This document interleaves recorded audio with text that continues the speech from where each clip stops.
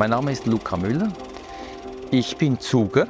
Unsere Familie kommt aus Zug. Wir sind schon seit vielen hunderten Jahren in Zug und bin Anwalt, Rechtsanwalt, schon sehr früh auf Compliance spezialisiert und auf Technologie. Das heißt, ich habe immer diese Verbindung gesucht zwischen auf einerseits eben diese rechtlichen Anwendung compliant und auf der anderen Seite eben auch diese technische digitale Umsetzung, was heißt hier eben die Anwendung von Funktionen und Plattformen in Bezug auf die Erfüllung von Compliance-Pflichten.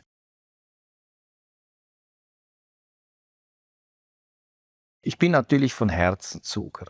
Und Zug war schon ganz früh teilweise eben unter Beschuss, weil man viele Holdinggesellschaften hatte. Auch das Commodity Trading war immer wieder ein Diskussionspunkt. Und man hat eigentlich wenige die positiven Seiten von Zug beleuchtet, schon früh. Ich spreche jetzt von den Ende 80er, 90er Jahre, als eben auch diese Freundlichkeit, diese Unterstützung auch für neue Ideen, die Zug dann auch stark gemacht hat. Und 1998 wurde das Geldwäschereigesetz in der Schweiz eingeführt und das habe ich gesehen, das könnte auch eine Chance sein für einen Finanzplatz, für einen Wirtschaftsplatz und habe mich dann bemüht, eben die erste Selbstregulierungsorganisation zu gründen. Das war da heute noch ein Konzept aus dem Geldwäschereigesetz und habe die dann auch mit Kollegen zusammen diese erste Geldwäscherei Selbstregulierungsorganisation in Zug gegründet. Den VQF gibt es heute noch, ist die größte. Und das hat schon gezeigt, eben auch Zug war bereit, die Unterstützung zu leisten. Wir haben das aus Zug gemacht, wir haben dort Pionierarbeit gemacht und dieser Pioniergeist in diesem Bereich, der war auch die Grundlage dann, weshalb ich mir und auch mein Zugerherz schon von Anfang an gesagt habe, ich möchte meine Tätigkeit vor allem in Zug ausüben. Meine beiden Kollegen von MMA waren Zürcher, aber für mich war es klar von Gründung auf, ich werde das aus Zug aus machen. Und ich glaube, das war ja auch dann wenn ich jetzt zurückdenke, wie kam denn es auch mit dieser Blockchain dann oder Blockchain-Projekte in Zug? Ich glaube einerseits, es war ein Glück, Zufall, aber Zufall basiert immer auch auf gewisse Vorkonstellationen, die eben bestehen. Nur Glück alleine genügt nicht, sondern ich glaube, diese Konstellation, dass wir uns in Zug schon früh mit diesen Compliance-Themen auseinandergesetzt haben, dass wir wirklich Spezialisten hatten, die eben auch nicht nur die Compliance-Seite, sondern auch die digitalen Anwendungen verstanden haben, insbesondere in den Frühformen. Das hat dazu geführt, dass wir wirklich einen guten Nährboden waren, eben um Fragen im Zusammenhang mit eben Blockchain-Anwendungen und Blockchain-Strukturen dann auch anzupacken. Und das war wahrscheinlich eine ganz günstige Konstellation.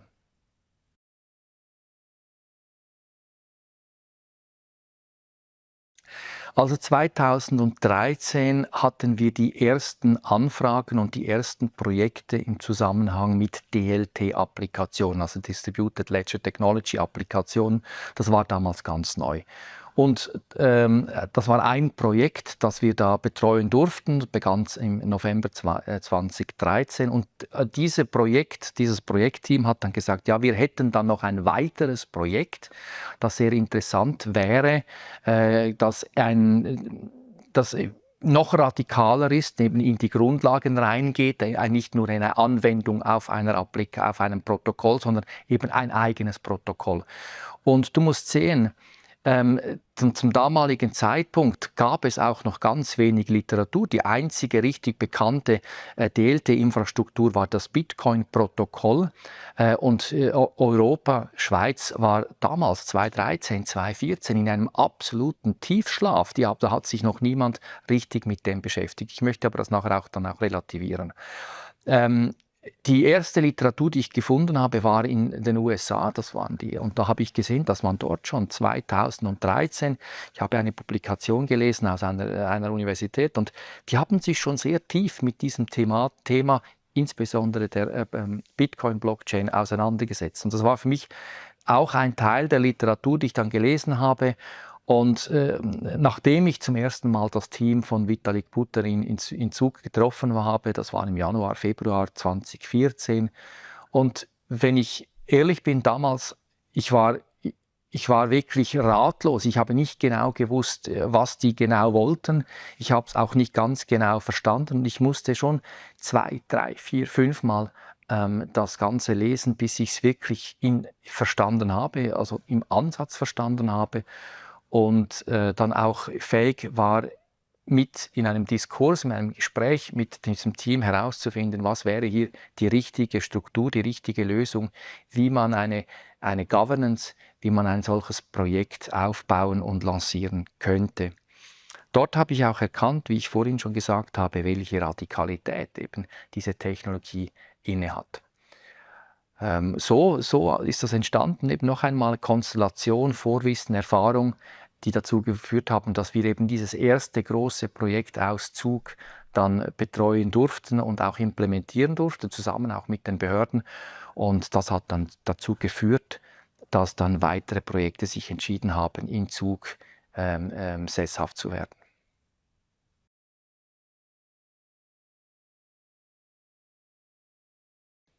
Die Ausgangslage war, und das war ja so schwierig zu verstehen, wir wollen eine digitale Infrastruktur lancieren, die auf verschiedenen dezentralen Rechnern läuft, die niemandem gehört, die aber immer wieder Updates benötigt, die eine Community hat und die mit der eingebauten Ökonomie des Protokolls so läuft, dass die Teilnehmer, User incentiviert sind, an diesem ganzen Ökosystem teilzunehmen.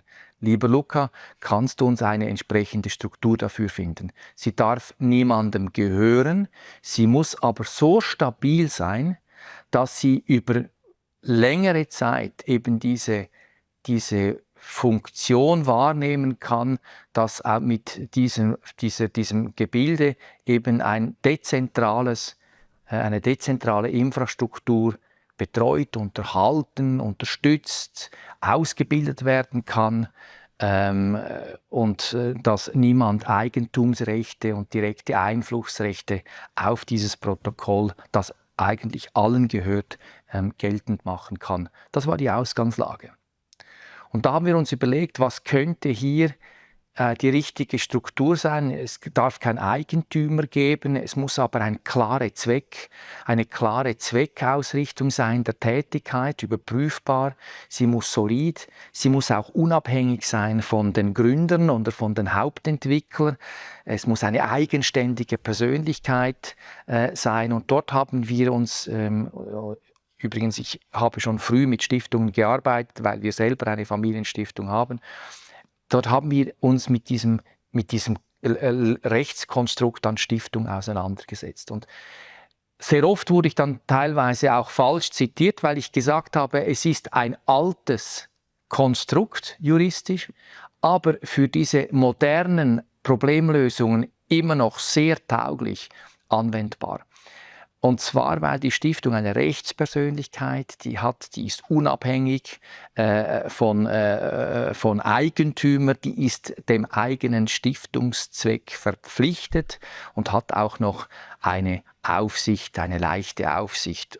Gleichzeitig wird sie auch noch von einer Revisionsstelle, wird die Jahresrechnung überprüft und ist damit ein solides, nicht einfach ein vertragliches Instrument, sondern ist eine solide Rechtspersönlichkeit, die eben Eigentümer unabhängig dem Zweck verpflichtet, eben diese Aufgabe der Verwendung der Mittel für die Entwicklung, für das Lancieren und danach auch für das Weitervermarkten oder wie sagt man, oder Betreuung, Research-Arbeiten im Zusammenhang mit einem öffentlichen dezentralen Protokoll dann auch ausführen kann. Und wir haben dann das angeschaut. Zuerst hat man eine GmbH oder AG-Lösung mal ins Auge gefasst. Wir kamen dann aber eben sehr schnell zum Schluss, dass die Stiftung die richtige Lösung war. Das Leadership-Teams damals Vitalik hat das dann auch gesehen, ja, wir machen eine solche Stiftung, eine solche Protokollstiftung. Das war die Version 1.0. Wir haben dort, das war wirklich die einfachste. Nachher hat man dann dazugelernt, wurde viel komplexer, auch in der Governance, die wir eingebaut haben. Viel besser wurden die, aber damals diese 1.0 Stiftung, die funktioniert heute noch perfekt, ist gut und ich muss sagen, ja, es ist die für mich immer noch für das Lancieren und das Unterstützen eines Protokolls immer noch die richtige und gute Rechtsstruktur.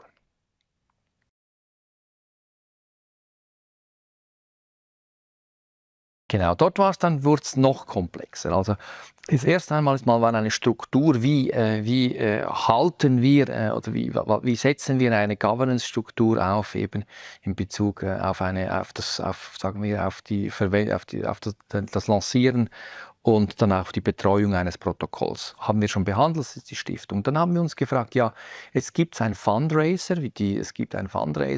den man 2014 lanciert hat.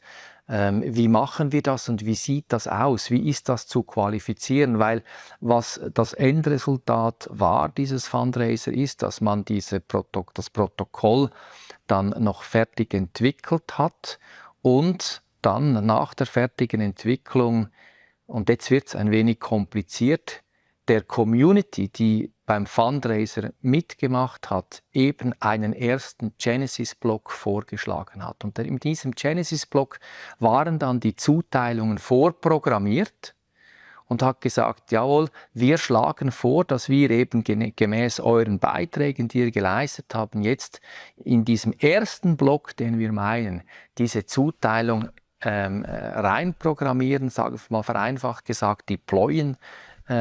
Und dann könnt ihr dann aus dem Protokoll eure Token, eure Ethers dann rauslösen. Und das ist die Frage eben, was ist das juristisch? Was passiert hier genau juristisch? Und das mussten wir genau anschauen. Wir haben uns das analysiert, haben gesehen, ja, es sind keine Wertpapiere, es sind auch keine Wertrechte. Es ist die technische Abwicklung genau angeschaut und sind dann zum Schluss gekommen, ja, also es findet das Geldwäschereigesetz nicht Anwendung, es ist auch finanzmarktrechtlich keine lizenzpflichtige Tätigkeit, die wir ausüben, und haben dann gesagt, ja, es könnte so funktionieren, wie wir das jetzt dann aufgesetzt haben. Und wie sich dann später herausgestellt hat, das hat auch funktioniert. Das war schon innovativ. Also das war dann schon auch innovativ in Bezug auf die Erkenntnisse, die man gewonnen hat, inwieweit findet eben das Finanzmarktrecht und das Geldwäschereigesetz auf solche Vorgänge eben auch Anwendung. Und das war das Innovative, das waren auch diese Lernpunkte und die Erfahrung, die haben dann dazu geführt, dass wir waren die Einzigen, die das je gemacht haben, die Allereinzigen, die Ersten natürlich. Und das hat auch dazu geführt, dass wir nachher dann überrannt worden sind mit Projekten, die das genau eben dann gleich machen wollten.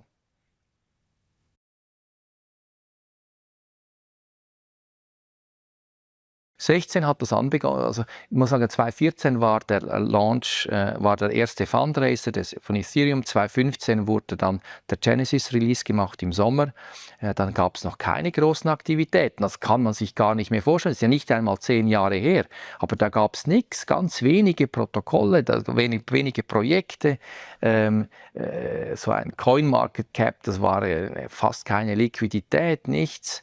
Und dann hat man aber gesehen, die haben das gemacht.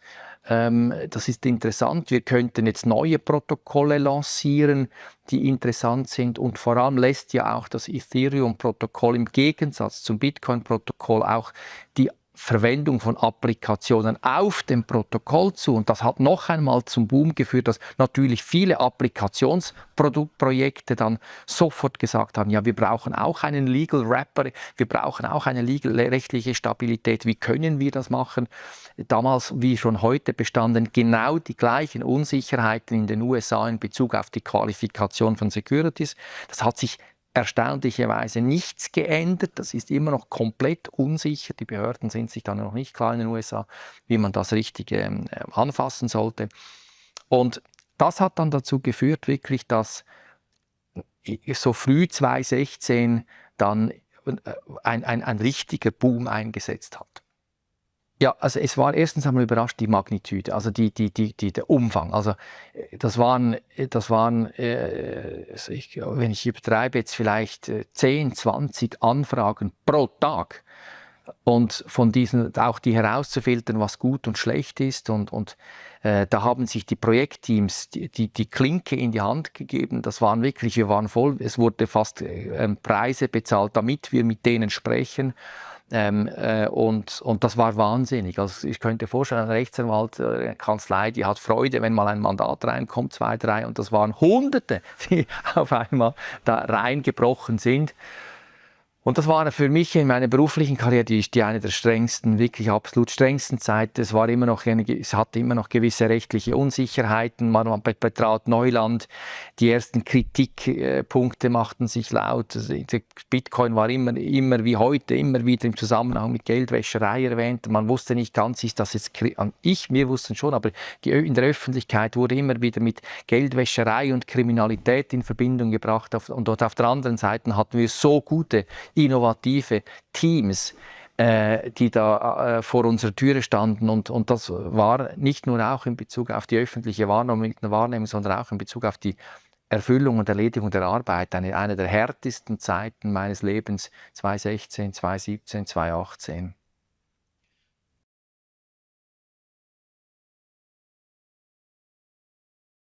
Die waren spürbar, jawohl. Also ich muss sagen, wir hatten sehr viel natürlich mit der Stadt und dem Kanton zu tun. Das ging von den Arbeitsbewilligungen, das ging auch aus Steuerruling, mit dem Handelsregister selbstverständlich auch interagiert, dann uns auch angeschaut, ja, wie sieht das dann auch jetzt in einem gesamtvolkswirtschaftlichen Kontext aus. Das war vor allem notwendig in Bezug auf die Arbeitsbewilligungen, weil ja viele waren ja Drittland Herkunft, also nicht europäisch, sondern USA, Asien und so weiter. Und da haben wir, die erste Interaktion war mit den Steuerbehörden, und da muss ich sagen, das war schon sehr, sehr wichtig, weil die haben sich die Zeit genommen, sich das richtig anzuschauen und zu verstehen, und haben uns dann auch ein erstes Ruling gegeben. Nach den Steuerbehörden war es dann auch die Abteilung beim Kanton, die Bewilligungsbeamten, mit denen haben wir das auch gesprochen, die mussten ja auch verstehen und haben dann früh gesehen, ja, da besteht eine Technologiechance, da besteht eine Chance, wo wir Technologie zusammen mit einer guten juristischen und Verwaltungsinfrastruktur mixen können, und haben uns dann auch unterstützt. Und das war sehr wichtig. Ich meine, was nützt uns nicht, wenn wir eine gute Struktur, ein gutes Steuerruling haben, aber die Leute können nicht bei uns arbeiten. Das geht nicht. Und da haben wir schon früh gesehen, jawohl, die Innovationskraft und die Flexibilität in Zug, und auch das Klima des Vertrauens. Man hat uns ja geglaubt. Es ist nicht so, ja, die machen da ein bisschen etwas und man vertraut ihnen nicht. Ich glaube, das war auch noch ein wichtiger Faktor, dass wir schon bekannt waren und als vertrauenswürdige Personen sagen, ja, also wenn die dabei sind, dann hat das irgendwie Hand und Fuß. Das war auch eine gute Konstellation, dass wir schon vielleicht ein bisschen ältere Semester waren, die uns mit dem beschäftigt haben. In Zug kennt jeder jeden und jede. Und das ist einfach so. Und wenn man einen Fehler macht, wird das auch bekannt. Wenn man etwas immer gut gemacht hat, ist das eben auch bekannt in Zug. Und das ist schon ein Vorteil. Und der hat uns dann auch genutzt.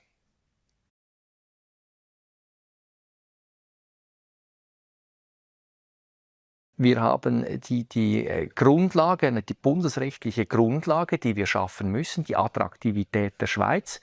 Und diese bundesrechtliche Grundlage muss ja irgendwo lokal umgesetzt werden. Und in dieser lokalen Umsetzung sind wir wieder bei Zug. Und dort hat Zug sehr große Vorteile, die wir schon besprochen haben. Eben diese Erfahrung im internationalen Geschäft, die bereits gemachten Erfahrungen mit den Projekten, damit eben schon bereits große Erfahrungen mit diesen Anwendungen und Technologien in Bezug auf die Anwendung aufs Recht. Wir haben diese Behördenflexibilität, und ich meine Flexibilität nicht in Bezug auf Flexibilität der Anwendung des Rechts, weil die bleibt stabil. Ich meine in Bezug auf die Flexibilität von Terminen, schnelle Meetingtermine werden gemacht. Wir können sofort mit einem Regierungsrat sprechen, wenn es notwendig ist, oder mit einem Sekretär einer Verwaltungsbehörde. Diese Flexibilität, und ich glaube, das ist ja auch dieses Human Interface, wird in dieser technisch immer rasanter entwickelnden Zeit auch sehr wichtig, dass wir dass dieses Human Interface, das ja letztlich, oder die Menschen, die ja letztlich entscheidend auch immer auf einem hohen Niveau bleiben, wissensmäßig und dann auch zeitig abgeholt werden können, das ist ein Erfolgsfaktor.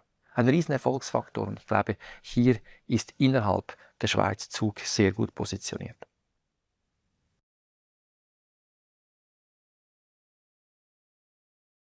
Ich würde sagen, nicht viel. Also, ähm,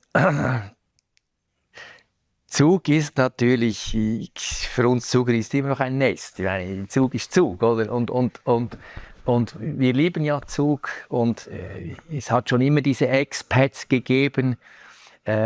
Ich habe mich dann teilweise gewundert, dass man auch neuerdings Sportklassen im Migros-Sportcenter in Englisch gibt, dass so ein bisschen die Details. Aber die Zuger bleiben die Zuger, die Expats waren schon immer da. Da hat es vielleicht ein bisschen mehr gegeben von diesen Expats, aber ich würde sagen, soweit ich es wahrnehmen kann, hat sich da nicht viel verändert. Vielleicht ein Punkt, was ich festgestellt habe, die Anlässe, die Art der Anlässe, sie wurden ein bisschen amerikanisiert. Es gibt so mehr Show-Elemente drin, die waren früher viel behäbiger. Diese Vereinsversammlungen, die waren wirklich eher so ein Braunviehzuchtverbandsversammlung, aber die sind heute viel so dynamischer mit Show-Elementen drin. Das hat sich vielleicht verändert, aber sonst ist es diese Symbiose zwischen diesem völlig traditionellen Zucker-Lifestyle mit der Anreicherung über die Expats, die da nach Zug kommen.